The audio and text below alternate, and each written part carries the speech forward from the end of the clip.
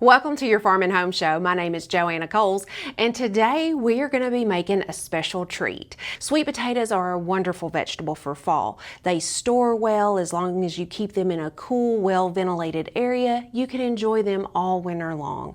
So you can pick those up at your local farmer's market, keep those well stored, and they'll provide you and your family with great nutrition all throughout the season. Today, we're going to have a sweet treat, and sweet potato brownies starts obviously with the base of sweet potatoes, and I like to roast my sweet potatoes to bake them in the oven.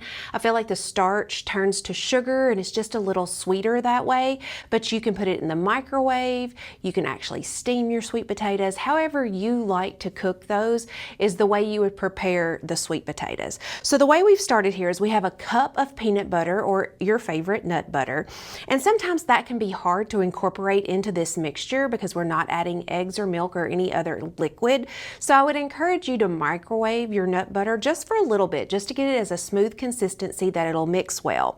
We have 3/4 of a cup of pureed sweet potatoes, and we baked ours, but there's all kinds of ways. You can dehydrate sweet potatoes, you can roast them, that'll bring out a nice caramelization of flavors, all kinds of ways to cook sweet potatoes. But for this recipe, we just baked ours. And then we have a teaspoon of vanilla.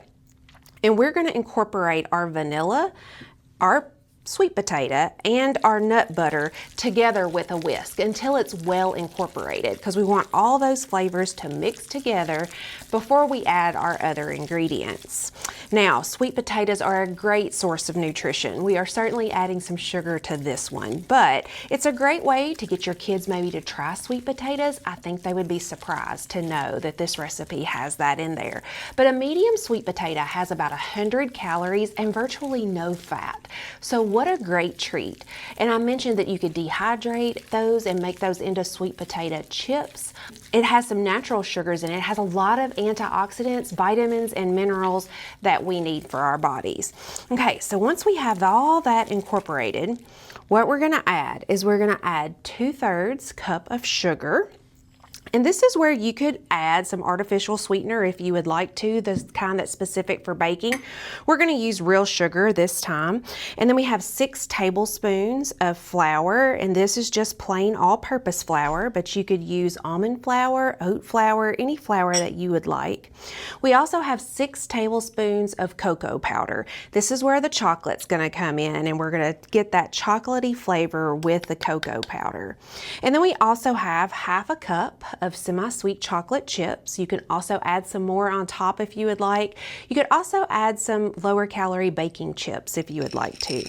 So we're just going to add that to our mixture, and then 1.5 teaspoons of baking soda. That's going to get it to rise for us. And then we're going to add 1/8 of a teaspoon of salt, and that salt's just going to kind of enhance our flavors and marry them all together.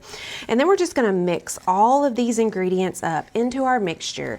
And then once we get it all incorporated, we're going to put it in an 8x8 baking dish that we have either lined with parchment paper, but today I have just made sure that it's well greased so that it comes out well. So we're going to mix this together, and then we're going to pour it into our well greased pan. We're going to cook it at 325 degrees for 20 minutes, and then we're going to have this ooey gooey chocolatey sweet potato decadent brownie to try, and I hope your family is gonna love it. I'm just gonna keep on mixing this here. And so you're just gonna mix your batter. It is gonna be thick. We didn't add hardly any liquid to it. The sweet potato is gonna kind of liquefy this, and so you can see that it's gonna be a really thick batter once we pour it into our 8x8 baking dish. Once we get it in the dish, we just kind of want to level it out, even it out in the dish before we put it in the oven to bake. This is so that it cooks evenly and that we can actually present it well when we cut it. We're going to put it in the oven at 325 degrees for 20 minutes.